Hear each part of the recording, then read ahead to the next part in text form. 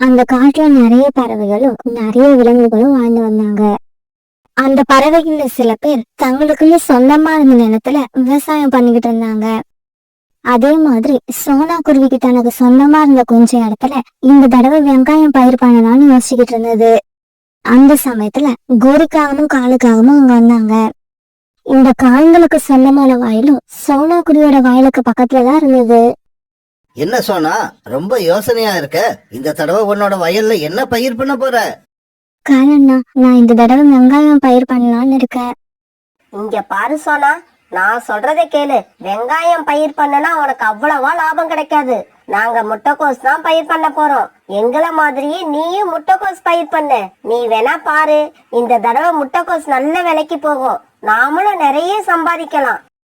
இல்ல கோரியாக்கா, என் மனசுல என்னமோ இந்த தடவை வெங்காயம் பயிர் பண்ணனா நல்ல லாபம் கிடைக்கும்னு தோணுது. அதனால நான் வெங்காயம் பயிர் பண்றத முடிவு பண்ணிட்டேன். இங்க பாரு சோனா, என் பேச்ச கேட்காம நடந்தனா கண்டிப்பா இந்த தடவை உனக்கு நஷ்டம் தான் கிடைக்கும். கோரிக்கா அவங்க சொன்னதை கேட்ட சோனா குருவி உடனே அந்த இடத்துல இருந்து பறந்து போயிடுச்சு. கோரி, உன் மனசுல என்ன தோணுதோ அதை நீ செய்யலாம். அதே மாதிரி சோனா மனசுல என்ன தோணுதோ அதை அது செய்யட்டும். யாரையும் கட்டாயப்படுத்துற உரிமை உனக்கு கிடையாது. அப்படி இல்ல காலேஜி, ஒருவேளை சோனா குருவி வெங்காயம் பயிர் பண்ணி அதுல நிறைய லாபம் வந்துடுச்சுன்னா அத பார்க்க எனக்கு மனசு கஷ்டமா இருக்கும். அதனாலதான் நம்மள மாதிரியே முட்டைக்கோஸ் பயிர் பண்ண சொன்னேன். சோனா குருவி நான் சொல்றதை கேட்காது போல இருக்கு. இந்த தடவை சோனா குருவி அதை மனசுல நினைச்ச மாதிரியே தன்னுடைய வயல்ல வெங்காயம் பயிர் பண்ணி இருந்தது. காவல அவங்க சொன்ன மாதிரி முட்டைக்கோஸ் பயிர் பண்ணிருந்தாங்க. 2 பேர் வயலும் செடிகள் முளைஞ்சி மேல வர ஆரம்பிச்சிருந்தது. சோனா, நீ வேணா பாரு, இந்த தடவை அறுவடை முடிஞ்ச உடனே ஏண்டா முட்டைக்கோஸ் பயிர் பண்ணாம போனமோன்னு நினைச்சு ரொம்ப ஃபீல் பண்ணுவேன். கோரியக்கா, எனக்கு ஒன்னும் அந்த மாதிரி மனசு கிடையாது. எது நடந்தாலும் ஏத்துக்கிற மனப்பக்குவம் எனக்கு இருக்கு. அதனால நான் எதை பத்தியும் கவலைப்பட மாட்டேன். இப்படியே சில நாட்கள் நகர்ந்துச்சு. தன்னோட வயலை பாக்கிறதுக்காக வந்த இந்த சோனா குருவிக்கு வெங்காயத்தை பார்த்தது ரொம்பவும் சந்தோஷமா இருந்தது. என்னோட வயல்ல விளைஞ்சிருக்க வெங்காயங்களை பார்க்கும்போது எனக்கு வீட்டுக்கு போகவே மனசு இல்ல. இங்கேயே இருக்கணும் போல இருக்கு. இந்த வயலை பார்த்துக்கிட்டே இருக்கணும் போல இருக்கு. இப்படி சோனா குருவி வயலை பார்த்து சந்தோஷப்பட்டுட்டு இருக்கும் போது புல்புல் அங்க வந்துச்சு. சோனா, எங்க அம்மா எங்க வீட்டுக்கு வந்தது உனக்கு தெரியும்னு நினைக்கிறேன். புல்புல் அக்கா, உங்க அம்மா வந்தது எனக்கு தெரியும். நான் கூட அவங்க பாக்குறதுக்காக உங்க வீட்டுக்கு ஒரு நாள் வந்திருந்தேன். ஆனா அப்ப நீங்க தான் வீட்டுல இல்ல. அப்படியா சோனா? எங்க அம்மா இந்த விஷயத்த கூட என்கிட்ட சொல்லல. அப்புறம் அவங்க திடீர்னு வெங்காய பகோடா சாப்பிட ஆசைப்பட்டாங்க. அதனால வெங்காயம் வாங்கறதுக்காக மார்க்கெட்டுக்கு போனேன். ஆனா விலைய கேட்டதும் அப்படியே ஆடி போயிட்டேன். அப்படியா புல்புல் அக்கா, நீங்க ஆடி போற அளவுக்கு வெங்காயம் அப்படி என்ன விலைதான் விக்குது? சோனா, போன மாசம் வரைக்கும் கிலோ 20 ரூபாய் வித்த வெங்காயம் இப்ப 60 ரூபாய் ஆயிடுச்சு. அதனாலதான் நான் வெங்காயம் வாங்காமலே திரும்பி வந்துட்டேன். வெங்காயம் விற்கிற விலைய கேட்டதும் சோனா குருவிக்கு இப்ப ரொம்பவும் சந்தோஷமா இருந்தது. புல்புல் அக்கா, இப்ப நீங்க வெங்காயம் வாங்கறதுக்கு தானே என்கிட்ட வந்தீங்க. நான் உங்களுக்கு வெங்காயம் தரேன். அதை எடுத்துட்டு போய் உங்க அம்மாவுக்கு வெங்காய பகோடா செஞ்சு கொடுங்க. சோனா, நான் சொல்லாமலேயே நான் எதுக்காக வந்திருக்கேன்னு புரிஞ்சுக்கிட்ட உனக்கு ரொம்ப நன்றி. உடனே ஒரு சின்ன கூடு நிறைய வெங்காயத்தை பறிச்ச சோனா குருவி புல்புல் கிட்ட கொடுத்தது. அந்த கூடையை தூக்கிட்டு புல்புல் சந்தோஷமா அந்த இடத்த விட்டு பறந்து போச்சு. அந்த வருஷம் காங்களோட வயல்லையும் முட்டைக்கோஸ் நல்ல முறையில விளைஞ்சிருந்தது. இருந்தாலும் கோரிக்காகத்துக்கு தன்னுடைய வயல்ல நல்ல முறையில விளைஞ்சிருந்த முட்டைக்கோஸை பார்த்தும் சந்தோஷமே வரல. கோரி, நம்ம வயல்ல முட்டைக்கோஸ் எவ்வளவு அருமையா விளைஞ்சிருக்கு. அதை பார்த்து சந்தோஷப்படாம என் முகத்தை உம்முன்னு வச்சிருக்க. காலேஜி, உங்களுக்கு ஒரு விஷயம் தெரியுமா? மார்க்கெட்ல முட்டைக்கோசு கிலோ 20 ரூபாய் விக்குது. ஆனா வெங்காயம் 60 ரூபாய் விக்குது. அப்படின்னா நமக்கு கிடைக்கிற லாபத்தை விட சோனா குருவிக்கு அதிகமா லாபம் கிடைக்கும். இந்த விஷயம் தெரிஞ்சதுக்கு அப்புறம் என்னால எப்படி சந்தோஷமா இருக்க முடியும்? இப்ப வரைக்கும் நம்மளை விட ஏழையா இருக்கிற சோனா குருவி இந்த ஒரே அறுவடையில பணக்காரியா மாறிடும். கோரி, அடுத்தவங்க வளர்ச்சிய பார்த்து ஏன் பொறாமப்படுற? நமக்கு என்ன கிடைக்கணுமோ அது நமக்கு கண்டிப்பா கிடைக்கும். நீ சோனா குருவி கிட்ட போய் கொஞ்சம் வெங்காயம் வாங்கிக்கிட்டு வா. எனக்கு வெங்காய பக்கோடா சாப்பிடணும் போல ஆசையா இருக்கு. என்னது? அந்த சோனா குருவி கிட்ட போய் என்ன வெங்காயம் பிச்சை கேட்க சொல்றீங்களா? என்னால முடியாது. உங்களுக்கு வேணும்னா நீங்களே போய் வாங்கி பக்கோடா செஞ்சு தின்னுங்க. இப்படி சொல்லிட்டு கோரிக்காக ரொம்பவும் கோவமா அந்த இடத்த விட்டு பறந்து போச்சு. காலையில ஸ்கூலுக்கு கிளம்பின குக்கும் பியூட்டியும் அம்மாவை பார்க்கறதுக்காக தங்களோட வயலுக்கு வந்தாங்க. பசங்களா, நீங்க 2 பேரும் லஞ்ச் பாக்ஸ் எடுத்துக்கிட்டீங்களா? அம்மா, நாங்க லஞ்ச் பாக்ஸ், வாட்டர் பாட்டில் எல்லாத்தையும் எடுத்துக்கிட்டோம். அம்மா, நம்ம வயல்ல விளைஞ்சிருக்கிற வெங்காயத்தை எப்ப அறுவடை பண்ண போறோம்? இந்த வெங்காயத்தை எல்லாம் நாளைக்கே அறுவடை பண்ணிடலாம். பிறகு குக்கும் பியூட்டியும் ஸ்கூலுக்கு பறந்து போனாங்க. அன்னைக்கு சாயங்காலம் ஆச்சு. ஸ்கூலை விட்டு பியூட்டியும் குக்கும் வீட்டுக்கு திரும்பி வந்துட்டாங்க. பிறகு அம்மாவும் குழந்தைங்களும் இப்படி பேச ஆரம்பிச்சாங்க. அம்மா, நாளைக்கு ஞாயிற்றுக்கிழமை, எங்களுக்கு ஸ்கூல் கிடையாது. அதனால அறுவடை பண்ண நாங்களும் வருவோம். பியூட்டி, இந்த வருஷம் நம்ம வயல்ல வர வருமானத்தை வச்சு நாம ரொம்ப நாளா நினைச்சுக்கிட்டு இருக்க மாதிரி ஒரு நல்ல பெரிய வீடா ஒண்ணு கட்டிடலாம். ஏன்னா இந்த தடவை வெங்காயம் நல்ல விலைக்கு வித்துக்கிட்டு இருக்கு. இப்படி ரொம்ப நாளா பேசிக்கிட்டு இருந்த அம்மாவும் குழந்தைகளும் பிறகு அப்படியே படுத்து தூங்க ஆரம்பிச்சாங்க.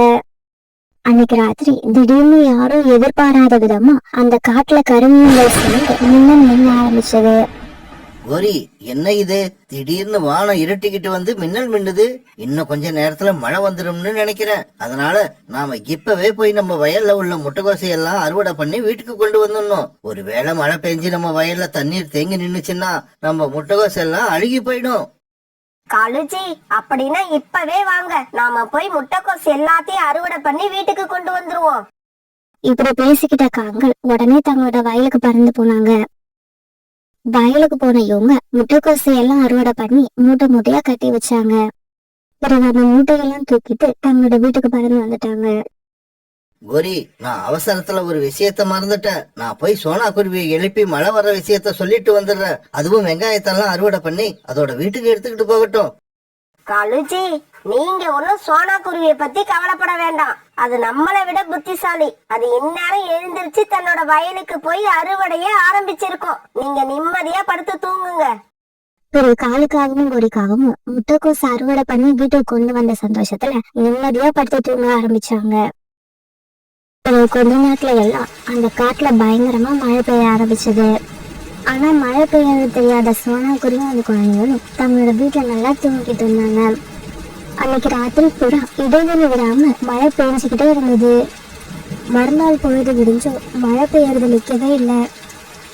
காலையில கண்ணு வச்ச சோனா குருவியும் அதோட குழந்தைங்களும் மழை பெஞ்சிட்டு இருக்கதை பார்த்துட்டு அதிர்ச்சி ஆயிட்டாங்க. உடனே சோனா குருவி தன்னோட குழந்தைங்களை கூப்பிட்டுக்கிட்டு வயலுக்கு பறந்து போச்சு. சோனா குருவியோட வயல் தண்ணீர்ல மூழ்கி போயிருந்துச்சு. அதை பார்த்துட்டு இவங்க 3 பேரும் அழ ஆரம்பிச்சாங்க. நம்மளோட உழைப்பு பூரா வீணா போயிடுச்சு. நம்ம வயல்ல விளைஞ்சிருந்த எல்லா வெங்காயமும் தண்ணீர்ல மூழ்கி போயிடுச்சு. இந்த வயலை நம்பி நானும் என்னோட குழந்தைங்களும் நிறைய கடவுகளை வச்சிருந்தோம். எல்லாமே இப்ப கலைஞ்சு போயிடுச்சு. தண்ணீர்ல மூழ்கி கிடைக்கிற தங்களுடைய வயலை பார்த்துட்டு இவங்க 3 பேரும் இப்படி அழுதுகிட்டு இருந்தாங்க. காலுஜி, நான் போய் சோனாவோட வயல் எந்த நிலைமையில இருக்குன்னு பாத்துட்டு வரேன். இப்படி சொன்ன கோரிக்காவும் வயலை நோக்கி பறந்து போச்சு. கோரி அக்கா, நம்மளோட உழைப்பு எல்லாம் வீணா போயிடுச்சு. நம்ம வயல்ல எவ்வளவு தண்ணி நிக்கிட்டு பாருங்க.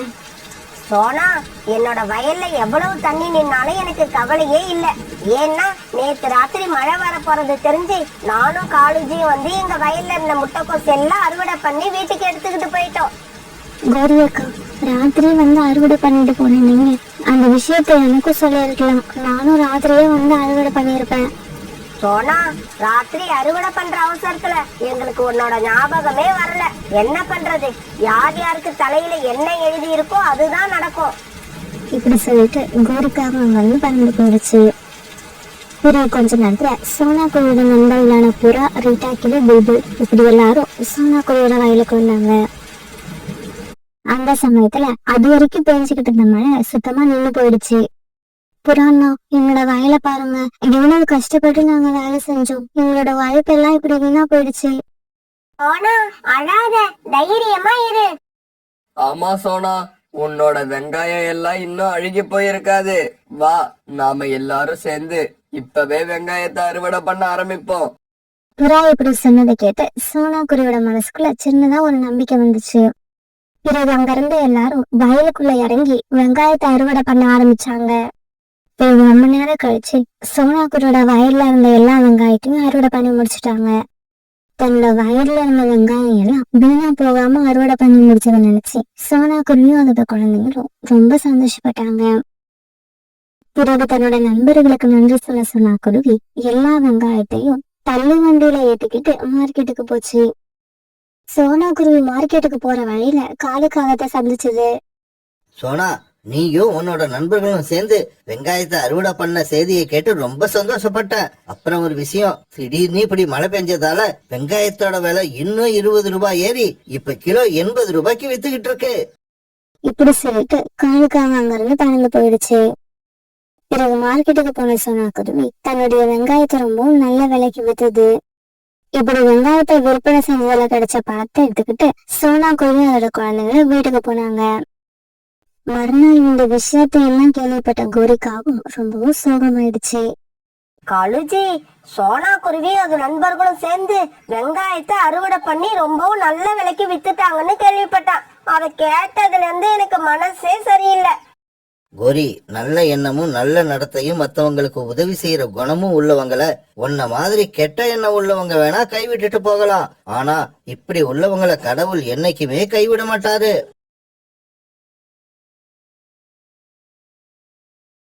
சோனா குருவியோட குடும்பம் ரொம்பவும் ஏழை குடும்பம். சோனா குருவிக்கு பியூட்டி குக்குன்னு 2 குழந்தைகள் இருந்தாங்க. சோனா குருவிக்கு தனக்கு சொந்தமா இருக்க ஒரு சின்ன வயல்ல விவசாயம் பண்ணி தன்னோட குடும்பத்தை நடத்திக்கிட்டு இருந்தது. சோனா குருவி இந்த தடவை தன்னோட வயல்ல தக்காளி பயிர் பண்ணி இருந்தது. சோனா குருவி தன்னுடைய வயல்ல கடுமையா பாடுபட்டு உழைச்சதாங்க விளைச்சல் ரொம்பவும் அருமையா இருந்தது. தன்னோட வயல்ல விளைஞ்சி இருக்கிற தக்காளிகளை பார்த்துட்டு சோனா குருவிக்கு ரொம்ப சந்தோஷமா இருந்தது. அந்த சமயத்துல புறா அங்க வந்தது. சோனா, உன்னோட கணவர் மறைவுக்கு அப்புறம் இத்தனை நாள் நீ பட்ட கஷ்டத்துக்கெல்லாம் இப்ப ஒரு முடிவு வரப்போகுது. புறாண்ணா, நீங்க என்ன சொல்ல வரீங்க?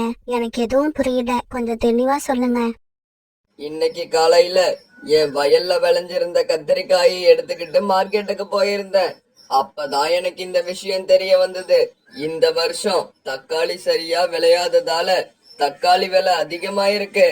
1 கிலோ தக்காளிய மார்க்கெட்ல உள்ள வியாபாரிகள் 110 ரூபா கொடுத்து வாங்கிக்கிறாங்க.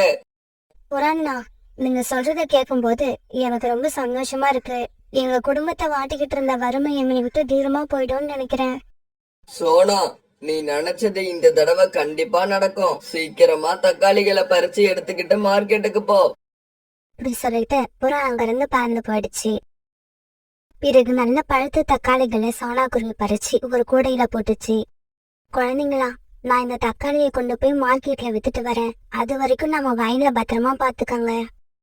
இப்படி சொன்ன சோனா குருவி பிறகு அந்த கூடையில இருந்த தக்காளியை தூக்கிட்டு மார்க்கெட்டை நோக்கி பறந்து போச்சு. சோனா குருவி தக்காளியை எடுத்துட்டு வந்ததை பார்த்த கழுகு வியாபாரி ரொம்பவும் சந்தோஷப்பட்டுச்சு. சோனா, நீ எடுத்துக்கிட்டு வந்த தக்காளி எல்லாத்தையும் நானே வாங்கிக்கிறேன். தக்காளி பெருசா இருக்கிறதால 1 கிலோவுக்கு 110 ரூபாய் கொடுத்து எடுத்துக்கிறேன். இப்படி சொன்ன அந்த கழுகு சோனா குருவி எடுத்துட்டு போன தக்காளியை வாங்கிட்டு தக்காளிக்கான பணத்தை சோனா குருவி கிட்ட கொடுத்தது. இங்க பாரு சோனா, இனிமே தினமும் நீ தக்காளிய கொண்டு வந்து என்கிட்டயே கொடுத்துடு. வேற யார்கிட்டயும் கொடுத்துடாத, நானே வாங்கிக்கிறேன். வியாபாரி கொடுத்த பணத்தை வாங்கிட்ட சோனா குருவி ரொம்பவும் சந்தோஷமா அங்க இருந்து பறந்து போச்சு. போற வழியில தன்னுடைய குழந்தைங்களுக்காக இனிப்பு வாங்கிக்கிச்சு. பிறகு வயல்ல இருந்த குழந்தைங்களுக்கு அந்த இனிப்பை கொண்டு போய் கொடுத்தது. எல்லாரும் ரொம்பவும் சந்தோஷமா அந்த இனிப்பை சாப்பிட்டாங்க. அதே காட்டுல காலுக்காகவும் தன் குடும்பத்தோட வாழ்ந்து வந்தது. காலுக்காகத்தோட மனைவி கூறி அந்த காட்டுல உள்ள பறவைகளுக்கு எல்லாம் வட்டியை பணம் கொடுத்து நிறைய சம்பாதிச்சுக்கிட்டு இருந்தது. கோரி, ஏன் இன்னைக்கு தக்காளி சட்னி அரைக்கல? எனக்கு தக்காளி சட்னின்னா ரொம்ப பிடிக்கும்னு உனக்கு தெரியுமா இல்லையா? தெரியும் தெரியும், உங்களுக்கு தக்காளி சட்னி பிடிக்கும்னு எனக்கு தெரியும். ஆனா தக்காளி மார்க்கெட்ல என்ன விலை விக்குதுன்னு உங்களுக்கு தெரியல.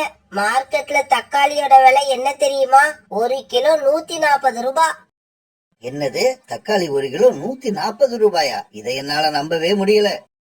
காலுக்காகத்தால தக்காளி சட்னி இல்லாம சாப்பிடவே முடியாது. அதனால அதோட மனசு ரொம்பவும் குழப்பத்துல இருந்தது. கோரி, எது எப்படியோ நான் மார்க்கெட்டுக்கு போய் தக்காளி வாங்கிக்கிட்டு வரேன். தக்காளி சட்னி இல்லாம என்னால சாப்பிட முடியாது. இப்படி சொன்ன காலுக்காக உடனே மார்க்கெட்டை நோக்கி பறந்து போச்சு. இப்படி மார்க்கெட்டுக்கு போன காலுக்காகவும் கழுகோட கடைக்கு போய் தக்காளி விலை என்னன்னு விசாரிச்சது. தக்காளி 1 கிலோ 150 ரூபாய். ஐயோ, கோரி சொன்னது உண்மைதான் போல இருக்கு.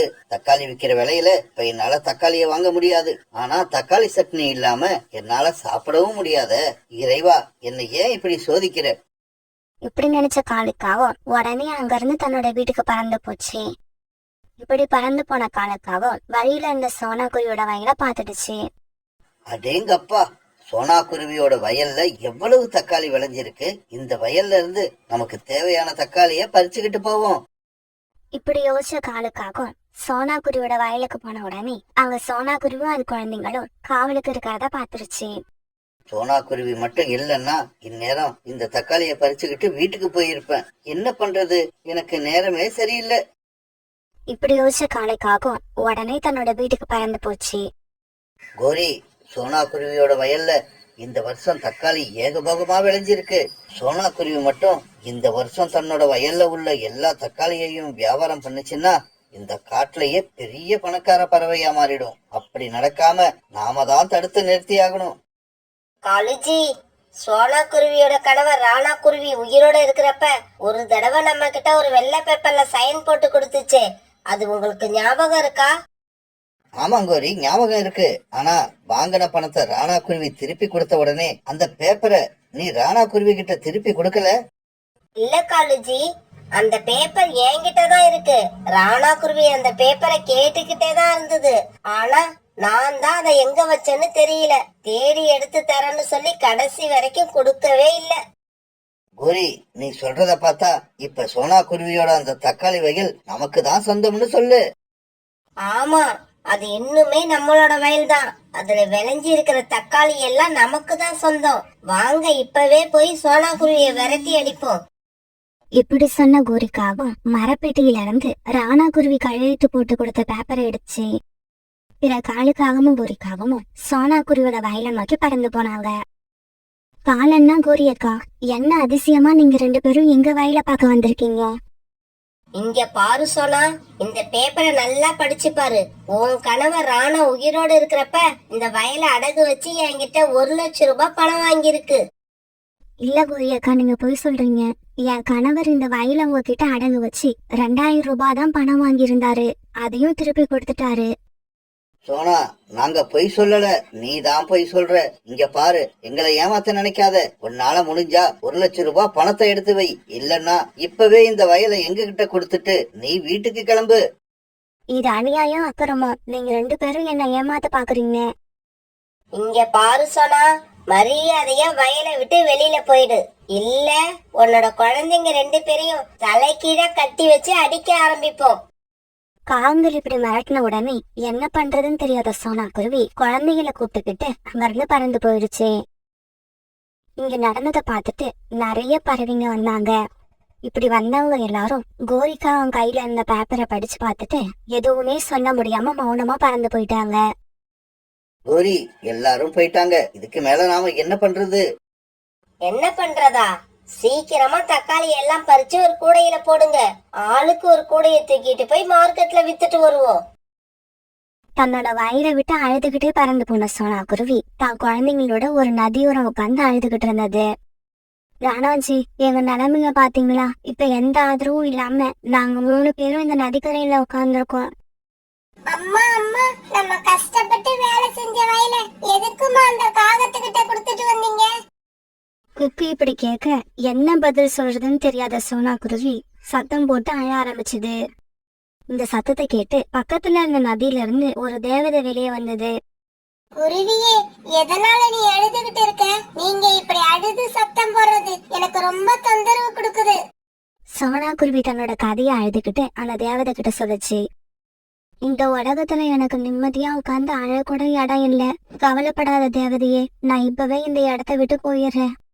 சோனா குருவியோட கதையை கேட்ட தேவதைக்கு சோனா குருவி மேல ரொம்பவும் இறக்கம் வந்தது. குருவி, நான் சொல்றதை கேளு. நீ எங்கேயும் போக வேண்டாம். நேரா உங்க வீட்டுக்கு போ. வீட்டுக்கு போனதும் உணவு சமைச்சு நீங்க 3 பேரும் சாப்பிட்டுட்டு நல்லா படுத்து தூங்குங்க. நீங்க சொல்றது எல்லாம் கேட்க நல்லாதான் இருக்கு. ஆனா விவசாயம் பண்ண வயது இல்லாம நாங்க அந்த வீட்டுல தங்கி என்ன பண்றது? கவலைப்படாதீங்க. எந்த காகங்கள் உங்ககிட்ட இருந்து அந்த வயலை வாங்கினாங்களோ அவங்களே திருப்பி கொண்டு வந்து அந்த வயலை உங்ககிட்ட கொடுத்துருவாங்க. இதை கேட்ட சோனா குருவி ரொம்பவும் சந்தோஷமா தன்னோட குழந்தைங்களை அழைச்சுக்கிட்டு தன்னோட வீட்டுக்கு போச்சு. காகங்கள் 2 பேரும் தக்காளி கூடைய தூக்கிட்டு மார்க்கெட்டுக்கு பறந்து போனாங்க. கழுகக்கா, தக்காளி எடுத்துக்கிட்டு வந்திருக்கோம், சீக்கிரமா இதை எடுத்துக்கிட்டு காசு கொடுங்க. கோரிக்காவை எடுத்துட்டு போன தக்காளி கூடைய பார்த்த கழுகக்கா பயந்து போயிடுச்சு. ஏன்னா அந்த கூடையில இருந்த ஒவ்வொரு தக்காளியிலையும் ஒரு பூதத்தோட முகம் தெரிய ஆரம்பிச்சது. இங்க பாரு கோரி, இந்த கூடைய தூக்கிக்கிட்டு இப்பவே இடத்த காலி பண்ணு, இல்ல எனக்கு வர்ற ஆத்திரத்துக்கு உங்களை அடிச்சு கொன்னுடுவேன். என்ன ஏதுன்னு தெரியாத காலுக்காகவும் குறிக்காகவும் உடனே அந்த தக்காளி கூடைய தூக்கிட்டு இன்னொரு இடத்துக்கு போனாங்க. காலுஜி, நம்ம தக்காளிய பார்க்க எவ்வளவு பளபளப்பா அழகா சூப்பரா இருக்கு. கழுகக்கா எதுக்கு இந்த தக்காளி வேண்டான்னு சொல்லுச்சு? அதுதான் கோரி, எனக்கும் தெரியல. சரி விடு, கழுதைக்கு தெரியுமா கற்பூர வாசனை. நாம வேற வியாபாரிய போய் பாப்போம் வா. இப்படி பேசிக்கிட்ட காகங்கள் 2 பேரும் ஜம்ஜம் பறவை கிட்ட போனாங்க. ஜம்ஜம் அண்ணாச்சி, எங்க தக்காளிய கொஞ்சம் பாருங்க, இதுல ஏதாவது குறை இருந்தா சொல்லுங்க. ஜம்ஜம் காகங்கள் எடுத்துட்டு வந்த தக்காளிய பாக்குறப்ப ஒவ்வொரு தக்காளியில இருந்தும் பூதத்தோட முகம் வந்து பயமுறுத்துச்சு. இத பார்த்து ஜம்ஜம் பறவை கோபமாகி காலுக்காவத்துக்கும் கோரிக்காவத்துக்கும் ஓங்கி ஒரு அறை கொடுத்தது. பேய் பிடிச்ச தக்காளிய என்கிட்ட கொண்டு வந்து கொடுக்கலான்னு பாத்தீங்களா? ஓடி போயிடுங்க இங்க இருந்து. ஜம்ஜம் பறவை இப்படி சொன்னதுக்கு அப்புறம் தான் காலுக்காகவும் கோரிக்காவும் தங்களுடைய கூடையில இருந்த தக்காளிய பார்த்தாங்க. இப்படி பார்த்த காங்கள் அவங்க எடுத்துட்டு வந்த தக்காளியில பூதத்தோட முகம் தெரியறத பாத்துட்டாங்க. காலுஜி, எப்படி இது? தக்காளிக்குள்ள இந்த பூதம் எப்படி போச்சு? கோரி, தக்காளிக்குள்ள பூதம் எப்படி போச்சுங்கிறத பத்தி யோசிக்கிற நேரம் கிடையாது இது. இந்த தக்காளி கூடைகளை இங்கேயே போட்டுட்டு நாம எப்படியாவது எஸ்கேப் ஆகி ஆகணும். இல்லன்னா தக்காளிக்குள்ள பூந்த பூதம் நம்ம உடம்புல போடுறதுக்கு எவ்வளவு நேரம் ஆகும்? ஆனா அந்த மார்க்கெட்ல இருந்த பறவைகள் எல்லாம் பேய் தக்காளியை கொண்டு வந்த காலுக்காகத்தையும் கோரிக்காகத்தையும் பிடிச்சு அடிக்க ஆரம்பிச்சாங்க. அடிக்காதீங்க, தயவு செய்து அடிக்காதீங்க, உண்மையே சொல்லிடுறோம், அடிக்காதீங்க. இங்க பாருங்க, இந்த தக்காளி எங்களோடது கிடையாது. இதெல்லாம் சோனா குருவியோட வயல்ல விளைஞ்ச தக்காளி. இந்த வருஷம் தக்காளி அதிகமா விளைவிக்கிறதால சோனா குருவியை ஏமாத்தி இன்னைக்குதான் இந்த வயலை நாங்க சோனா குருவி கிட்ட இருந்து வாங்கணும். ஆமா, தயவு செய்து எங்களை அடிக்காதீங்க. இப்பவே போய் அந்த வயலை மறுபடியும் சோனா குருவி கிட்டயே கொடுத்துறோம். இதுக்கப்புறம் நீங்க எது கொடுக்கறதா இருந்தாலும் சோனா குருவிக்கே கொடுத்துருங்க. இப்படி சொன்ன காங்கள் 2 பேரும் சோனா குருவி வீட்டுக்கு போய் ராணா குருவி கையெழுத்து போட்ட பேப்பரை சோனா குருவி கிட்ட கொடுத்துட்டாங்க. இங்க பாரு சோனா, எங்களை மன்னிச்சிடு. உன் வயல்ல விளைஞ்ச தக்காளிக்கு ஆசைப்பட்டுதான் இந்த மாதிரி போய் சொல்லி உன்னோட வயலை நாங்க வாங்கணும். சோனா, உனக்கு ஒரு விஷயம் தெரியுமா? உன் வயல்ல விளைஞ்ச எல்லா தக்காளியிலயும் பூதம் இருக்கு. உனக்கு சந்தேகமா இருந்தா மார்க்கெட்டுக்கு போய் பாரு. உன் வயல்ல இருந்து நாங்க பறிச்சுக்கிட்டு போன 2 கூட தக்காளியையும் அங்கதான் வச்சிருக்கோம். இப்படி சொல்லிட்டு காங்கள் 2 பேரும் தங்களுடைய வீட்டுக்கு பறந்து போனாங்க. பிறகு சோனா குருவியும் அது குழந்தைங்களும் மார்க்கெட்டுக்கு பறந்து போய் அந்த தக்காளி கூடைய பார்த்தாங்க. இவங்க பார்த்தப்ப அந்த கூடையில இருந்த தக்காளியில பூதத்தோட முகம் தெரியவே இல்ல. தக்காளி தக்காளியாவே இருந்தது.